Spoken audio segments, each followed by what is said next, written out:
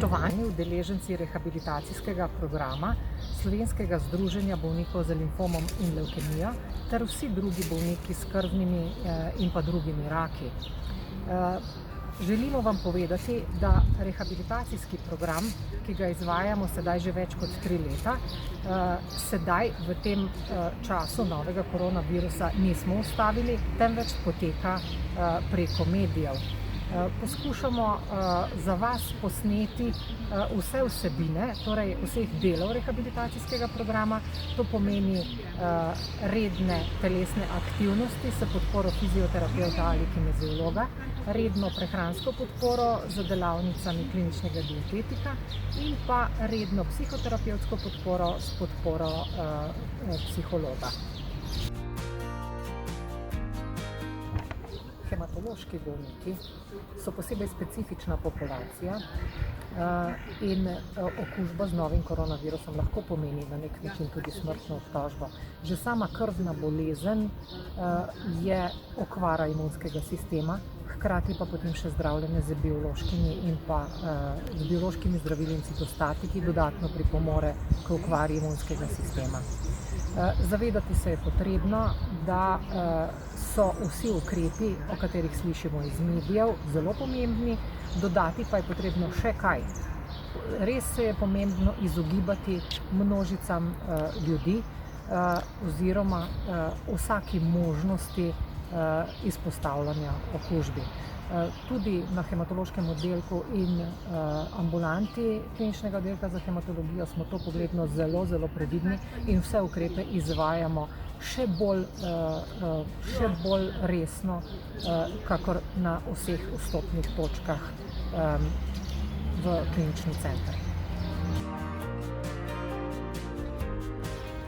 Celostna rehabilitacija je za vse bolnike s hematološkimi in drugimi raki zelo pomembna. Namreč za naše dobro počutje priznani psihologi v Sloveniji povedo, da je pomembno dobro telesno zdravje, dobro čustveno stanje bolnika, potem so pomembne naše vrednote in pa seveda tudi naše razmišljanje. In za vse to potrebujemo takšno celostno rehabilitacijo, ki jo dobimo skozi naš program, ki ga izvaja Slovensko združenje z limfomom in levkemijo. To pomeni, da potrebujemo telesno aktivnost, ki nam jo pomagajo izvajati kineziologi in fizioterapevti, da potrebujemo psihologa, ki nam pomaga vzdrževati dobro čustveno stanje in pa kliničnega dietetika, ki nam je v pomoč, kadar zgrešimo pri tem, kaj je pomembno, da pojemo.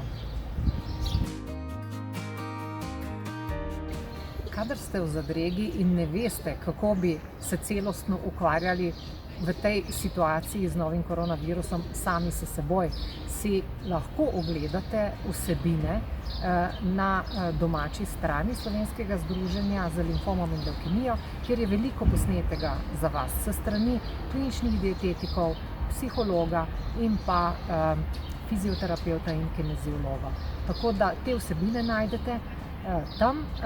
Kar se pa tiče strokovne pomoči, pa se lahko obrnete vedno tudi na zdravnike, hematologe. Poznate številko dekte, ki jo nosi vsak hematolog, torej poznate številko svojega hematologa in ga vedno v delovnem času lahko tudi pokličete. V obdobju rahljanja ukrepov pa je pomembno, da se zavedamo, da bo novi koronavirus obstajal med nami tudi vnaprej. Dokler ne bo učinkovitega zdravila ali učinkovitega cepiva, bomo vedno v nevarnosti.